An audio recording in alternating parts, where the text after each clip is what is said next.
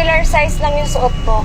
Kapag maganda yung fitting kay seller, matic regular size yan mga madam. Size medium ako, suot ko yung small to large ha. Etong suot ko ay small to large. O mag-try naman tayo next color black. Try naman natin si color black ha. Ganito yung plus size mga madam. Ayan po, kita nyo kita nyo yung difference mga madam. Suot ko sa loob ay regular, ito sa labas plus size. Sa ano naman, dito sa bus, ganyan pa siya kaluwang mga madam. 39 to 44 dito sa suot ko. Ayan, done check out. Thank you so much, Madam Glory. Okay ha, i-flex ko muna. Hintay ko din, Madam Hana. Ito yung mga available colors, mga madam.